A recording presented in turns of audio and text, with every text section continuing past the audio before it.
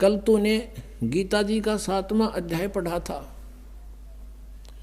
7वें अध्याय के 12 से लेकर 15 तक और 20 से लेकर 23 तक इन श्लोकों में ये जिनकी तू पूजा करता है, इन तीनों गुणों में से तू शंकर और विष्णु जी की, तमोगुण शंकर और सतोगुण विष्णु जी की पूजा करता है। हाँ जी, तो क्या लिखा है तेरी गीता जी ने? खोल एक बार फिर। तो परमात्मा ने दिखा के देख पढ़ के।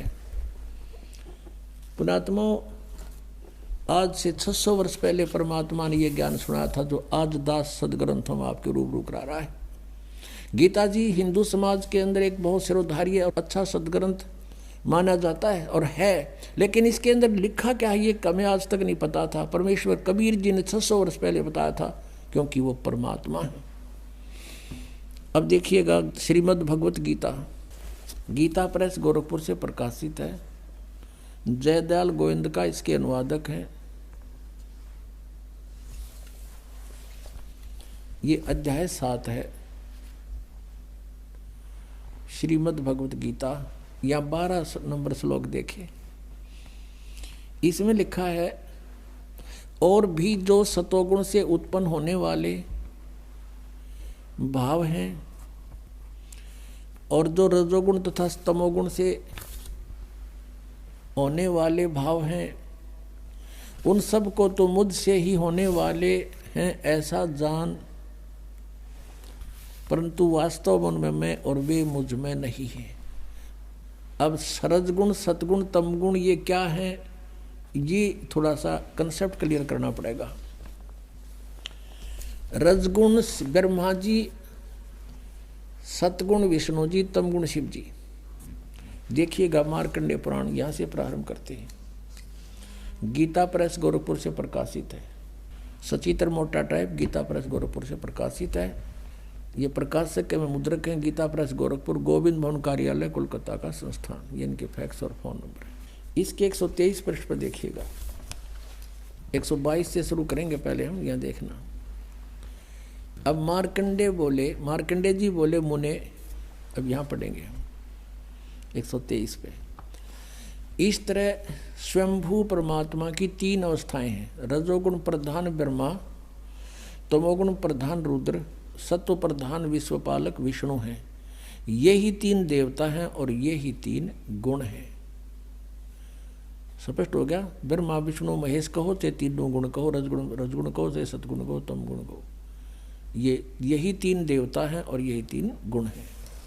इससे बढ़िया से कंसेप्ट तक है, हम क्लियर होए को ना, फिर भी और दिखाएंगे।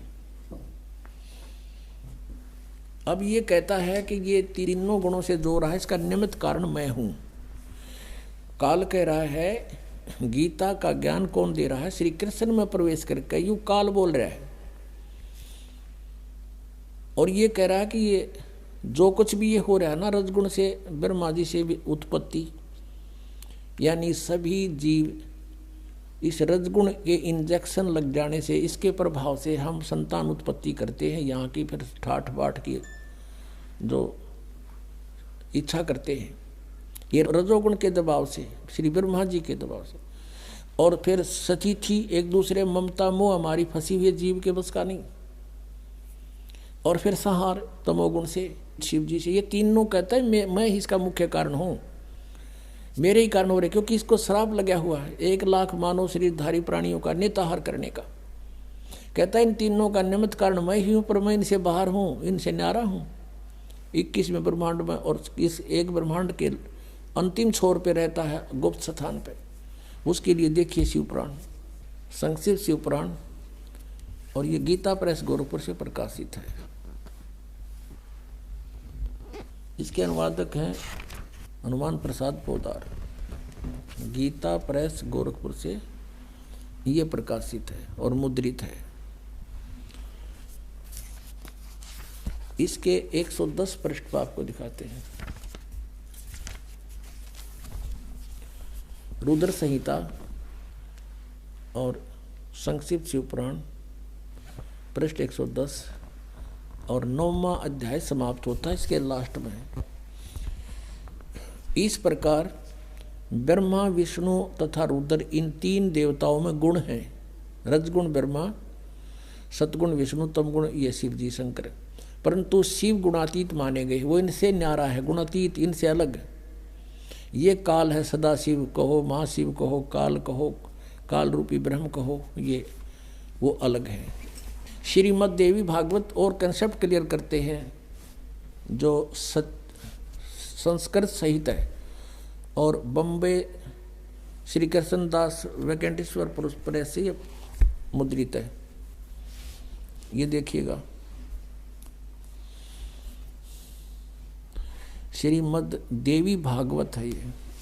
अथ श्रीमद देवी भागवत सभाष्टीकम सैमात्यम, खेमरा श्री कृष्ण दास प्रकाशन बम्बई 4, यहाँ से ये प्रकाश। इसमें संस्कृत भी साथ है। इसका हम तीसरा स्कंद देखते हैं। अथ श्रीमद देवी भागवते भाषा टीका युक्ते तृतीय स्कंद प्रारंभते। इसके 11 नंबर पृष्ठ पर हम आते हैं। 5वें अध्याय का ये 11 नंबर पृष्ठ है। 5वें अध्याय का 8वां श्लोक पढ़ते हैं। इसमें संस्कृत भी साथ है। इसमें कोई बात खत्म हो जाती है, कोई नो कहे कि नहीं। अब 5वें अध्याय का 7वां श्लोक है, 8वां 7वां ये इधर है। हे माता, यदि हमारे ऊपर सदा आप दया युक्त हो, शंकर भगवान कह रहे हैं, तो हमको तमोगुण में किस प्रकार प्रदान किया है? ब्रह्मा रजोगुण और हरि सतगुण युक्त किस प्रकार किए हैं, युक्त क्यों किए हैं, क्यों किस प्रकार किए हैं। अब यहाँ हम 8वां देखते हैं, संस्कृत भी देखते हैं हम, क्योंकि ये देवनागरी लिपि है। ये 7वां समाप्त हुआ, 8वां यहाँ से शुरू होता है। यदि दया धर्मना न सदाम्बिके कथम अहम विहित है। शंकर भगवान कहते हैं, यदि तू हमारे पर दयालु है तो इसे बुंडे कुकर्म में हमने क्यों लगा रही है, और क्यों हम इस एक के गुण युक्त बना दिए, हमारे बस की बात नहीं। कथम अहम विहित है, किस प्रकार मैं बना दिया, तमोगुण है। और कमल जय यानी कमल से उत्पन्न होने वाले ब्रह्मा जी को रजोगुण संभव, रजोगुण क्यों बना दिया। सुविहित विहिता किमो सतोगुण हरि, विष्णु को आपने सतगुण क्यों बना दिया। अब ये फाइनल हो गया। अब गीता जी के इस पवित्र ग्रंथ में हम समझ सकेंगे, ये कोड वर्ड हैं, और कोड वर्डों को टीचर बता सकता है, स्टूडेंट नहीं समझा करती। हमारे जो टीचर थे, जिनको हम विद्वान समझते थे, संस्कृत भाषा जानते हैं, वो अध्यात्म ज्ञानहीन थे। उनके मोतिया बंद हो रहा था अज्ञान का। अब दिखाते हैं आपको वही सदग्रंथ हमें क्या बताना चाहते हैं। यही श्रीमद् भगवत गीता, ये वही जो आपको अभी दिखाई थी। अब नए अध्याय 7 का हम फिर पुनः वो 12वां श्लोक पढ़ते हैं। ये 12वां श्लोक है। और भी जो सतोगुण से उत्पन्न होने वाले भाव हैं, और जो रजोगुण तथा तमोगुण से उत्पन्न होने वाले भाव हैं, उन सब को मुझसे ही होने वाले हैं ऐसा जान, परंतु वास्तव में उनमें मैं और वे मुझ में नहीं है। आगे देखना 13वें में क्या कहा। गुणों के कार्य रूप सात्विक, राजस और तामस, इन तीनों प्रकार के भावों से ये सारा संसार प्राणी समुदाय मोहित हो रहा है। इन तीनों गुणों से परे, रजगुण ब्रह्मा, सतगुण विष्णु, तमगुण शिव जी से परे मुझ अविनाशी को नहीं जानते। ये कहते हैं, काल कहता है, ये ब्रह्मा विष्णु महेश से ऊपर मुझे नहीं जानते। सारा संसार इन्हीं तक सीमित है। अब 14वें श्लोक में क्या कहा है, क्योंकि यह अलौकिक अर्थात अति अद्भुत त्रिगुणमयी मेरी माया, रजगुण ब्रह्मा, सतगुण विष्णु, तमगुण शिव जी के द्वारा फैलाया गया जाल, ये बड़ी दुस्तर है, बड़ी खतरनाक है। और जो व्यक्ति मुझको निरंतर भजते हैं, वे इस माया का उल्लंघन कर जाते हैं। यानी जो ब्रह्म साधना करते हैं, वो इनसे ऊपर उठ जाते हैं, इनसे अधिक लाभ प्राप्त करते हैं, जो ब्रह्मा विष्णु महेश से ज़्यादा लाभ वो महास्वर्ग में चले जाते हैं। इसका भाव ये है। अब देखियो 15वें श्लोक में, 7वें अध्याय के 15वें श्लोक में गीता जी में कितना कमाल कर दिया। माया के द्वारा जिनका ज्ञान हरा जा चुका है, त्रिगुण मई माया, रजगुण ब्रह्मा, सतगुण विष्णु, तमगुण शिव जी से आगे वो किसी को मानने को तैयार नहीं। इनकी बुद्धि वहीं तक बंद होगी। इनके द्वारा जिनका ज्ञान हरा जा चुका है, रजगुण ब्रह्मा, सतगुण विष्णु, तमगुण शिव जी द्वारा, माया द्वारा, और इनसे आगे किसी की भक्ति नहीं करते, उसके विषय में कहा कि असुर स्वभाव को धारण किए हुए, मनुष्यों में नीच, नराधमा और दूषित कर्म करने वाले मूर्ख, दूषित कर्म करने वाले मूढ़ लोग मुझको नहीं भजते। यानी इस सीधा सा अर्थ हो गया कि कोई भजने की बात है, ब्रह्मा विष्णु महेश की पूजा करते हैं वो, ये गीता ज्ञानदाता कहता वो मुझे नहीं भजते, क्योंकि ये काल बोल रहा है। अब फिर पढ़ो 15वां 7वें अध्याय का, कहते माया के द्वारा जिनका ज्ञान हरा जा चुका है, त्रिगुणमयी माया, रजगुण ब्रह्मा, सतगुण विष्णु, तमगुण शिव जी तक जिनकी बुद्धि बंद हो ली और की नहीं सुनते कति, असुर स्वभाव को धारण किए हुए, राक्षस स्वभाव को धारण किए हुए, मनुष्यों में नीच और दूषित कर्म करने वाले मूढ़ लोग मुझको नहीं भजते। पुण्यात्माओं, ये कोड वर्ड है, सांकेतिक शब्द हैं, इनको टीचर ही समझकर आगे स्टूडेंट को बताया करते हैं।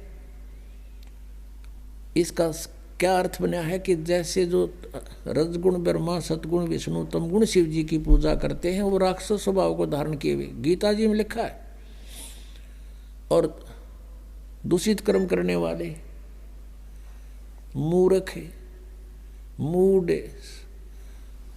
राक्षस स्वभाव को धारण किए हुए, मनुष्यों में नीच, मनुष्यों में नीच और दूषित कर्म करने वाले मूर्ख।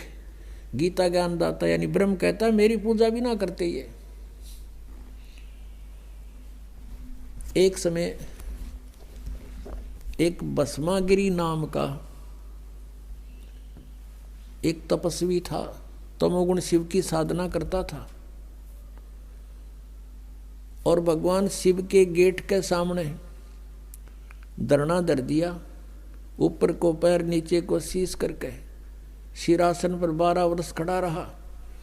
एक दिन पार्वती के प्रार्थना से भगवान शिव से कहा पार्वती जी ने कि आप तो देवों के देव हैं, महादेव हैं, आपका भगत क्या मांगता है, इसको देव यहाँ से चलता करो, इसको समय सुबह सुबह माथे लग गई हो यहाँ पर।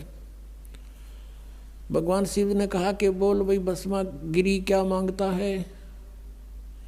भस्मागिरी ने कहा कि आप वचनबद्ध हो जाओ प्रभु तब मांगू। शिव जी ने कहा वचनबद्ध हो गया बच्चा, मांग क्या मांगता है। वो खड़ा हो गया, फिर तो छोड़ दिया सिरासन, सीधा खड़ा हो गया, कहने लगा भगवान आप ये भस्म कड़ा दे दो।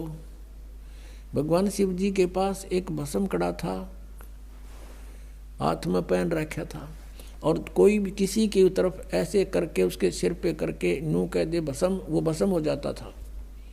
इसका खूब पता था भस्मागिरी ने।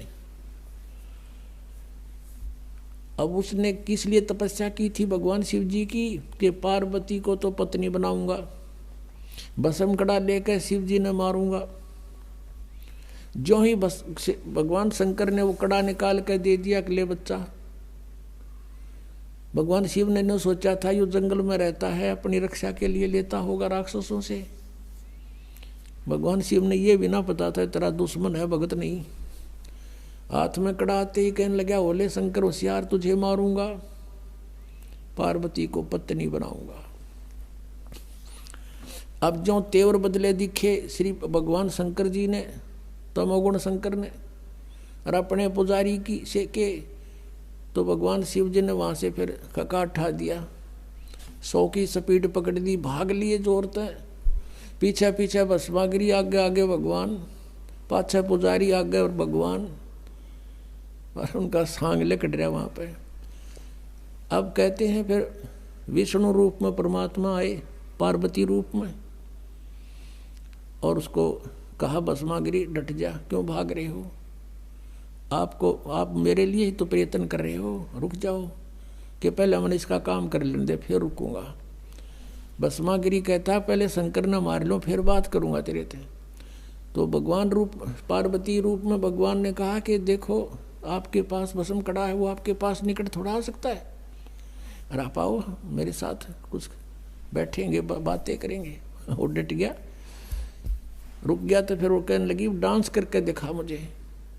भस्मागिरी कहता मैं तो साथ भक्ति तपस्या करनी आदमी हूँ, मैंने डांस तो ना करना, तक ना डांस तक करके दिखाना पड़ेगा तब मैं प्रसन्न होंगी। तो उन्होंने बोला, करने लग गया डांस कि मैं बताती हूँ ऐसे करो नो करके, और जो उनसे हाथ में कड़ा था वो सिर पर करवा लिया, और कर ऊपर और कर। जब ऊपर आ लिया, जब उन्होंने कह दिया भस्म, वो भस्मागिरी मर गया, भस्मासुर कहलाया। फिर उसके बाद वो राक्षस। फिर विष्णु रूप धारण करके वहां पहुंचे भगवान शंकर, जहां एक्सप्रेस हो जा रहे थे, वहां जाकर खड़ा होके के डट जा भोलेनाथ, डट भगत भाई रुक जा। अब देखा विष्णु जी है, भागले आ जा, भागले। बोला कहाँ क्या क्यों भाग रहे हो? कि भस्मागिरी ने मेरे से ऐसे ऐसे धोखा कर दिया। तो भगवान विष्णु रूप में परमात्मा थे, वो पूर्ण ब्रह्मा की रक्षा करते इनकी। कहने लगे कि देख वो मैंने मार दिया, ये तेरा भस्म कड़ा रहा, पकड़े ना जच्ची उसका, कि उसका तो बहुत भयंकर रूप, विकराल रूप था, वो नू कैसे दे दिया कड़ा। तो वापस आए, बताया कि ये राख पड़ी उसकी, यहाँ मरा वो। तो भगवान शिव जी का कलेजा ठंडा हुआ। आरामी न भगवान माने थे, यह कथा रोज पढ़ा करते कि भगवान भस्मागिरी का आगे भाग लिया शंकर जी। अगर अविनाशी होते, अजर अमर होते तो कहते आजा भाई, करके करेगा। जैसे कबीर परमात्मा को ऐसे काट दिया था, 50 टुकड़े कर दिए थे, उस शेख तकी ने करवा दिए थे, अरण्यों के न्यों खड़े हो गए भगवान सामने। और भी बहुत सी यातनाएं दी थी, पर मालिक उसमें गंगा में डुबो दिए थे, बाहर खड़े पाए थे। अपने आत्मा ये तमोगुण के पुजारी राक्षस कहलाया, भस्मागिरी नहीं, भस्मा असुर कहलाया उसके बाद वो। और रावण ने तप किया था, साधना भक्ति की थी इसी तमोगुण भगवान शंकर की, और अपनी ही यानी प्रक्रिया को उठाना है महापाप, घोर पाप होता है अबला को उठा के जबरदस्ती लाना। और फिर वो भगवान उसके शिव जी के बड़े भाई की पत्नी यानी विष्णु की पत्नी तो माँ के तुल होगी, और शिव जी का पुजारी सीता ने ढा ले गया, कौड़ को वध कर दी, राक्षस कहलाया, कुत्ते वाली मौत मरा। और तमो इसका रजोगुण के यानी ब्रह्मा जी का पुजारी था हिरण्यकशिपु। अब उसने के जुल्म किया, बेटे का दुश्मन हो गया, राक्षस कहलाया। और कैसे उसका अंत हुआ। अब विष्णु जी के पुजारी जो सतोगुण के हैं, ये वैष्णु कहलाते हैं। एक समय कुंभ का मेला भरा हरिद्वार में, वहां पर ये सभी कुंभ के पर्व में स्नान करने के लिए, पर भी लेने के लिए जाते हैं। गिरी, पुरी, नागा, वैष्णो और ये अलग अलग अपने वहाँ अलग अलग ग्रुप में जाके इकट्ठे हो जाते हैं। गिरी अलग, पुरी नारे, सन्यासी नारे, नागा नारे, और वैष्णो अलग। और फिर स्नान करने के समय सभी प्रस्थान कर देते हैं अपने अपने मुखिया के पीछे पीछे। ऐसा ही हुआ। सबसे पहले नागा कति नंगे रहते हैं, वो हजारों की संख्या में थे, वो पहुंच गए वहाँ हर की पैड़ी पे हरिद्वार में, और सब पर स्नान करने की पोजीशन पकड़ गए। पीछे तो आगे वैष्णो साधुओं का पूरा ग्रुप, कोई हजारों की संख्या में। वो जाकर कहने लगे नागाओ तुम बाद में स्नान करना, हम सर्वश्रेष्ठ हैं। नागा कहने लगे नहीं, हम सर्वश्रेष्ठ हैं, हम त्यागी और बैरागी हैं, हम कोई वस्त्र भी साथ नहीं रखते, हम बिल्कुल नीचा घूमते हैं, हम सर्वश्रेष्ठ, हम प्रथम स्नान करेंगे। वैष्णो साधु कहने लगे रे पशु की तरह तुम नंगे फिरो, टट्टी के हाथ भी ना धोते, शरण फिर दो, बाहर मरो, हम नहाएंगे पहले, आज तुम प्रथम नहाने वाले हो गए हो। कहने का भाव ये है, वो गंगा भी भूल गए, भगवान भी याद ना रहा, लट्ठम लट्ठा तीर निकाल लिया, तलवार काट ली, एक दूसरे को कत्लेआम कर दिया। 25,000 ये त्रिगुण उपासक कटके मर गए वहां पर। तो ये कर्म किसके हैं? राक्षस स्वभाव को धारण किए मनुष्यों में नीच दूषित कर्म करने वाले मूर्ख। गंगा का पानी मैला होता, 2 मिनट पाछे नहा लो भाई, कोई बात ना, हम ये बैठे यहाँ पर। एक आम आदमी से गिरा करैक्टर इन लोगों का व्यवहार। अगर आप गंगा कहीं स्नान करने गए भी हो, कभी डले डोहा थे जब हम भी जाया करते, कोई आकर कहता भाई मैं भी नहा लो, कहा जा, उसको स्थान देते थे, कहा जो आप भी नहा लो। आम व्यक्ति का व्यवहार अच्छा, इनको महात्मा कहें हम, और इनसे जाकर दीक्षा लें, इनसे मोक्ष माने। इसके विषय में परमेश्वर ने सूक्ष्म वेद में कहा है, तीर तुपक तलवार कटारी जम धड़ जोर बधावे हैं, और हर पैड़ी हर हेथ ना जाण्या वहां जा तेग चलावे, और काटे शीस नहीं दल करुणा ये जग में साध को आवे हैं, और जो जन इनके दर्शन को जावे उनको भी नरक पठावे।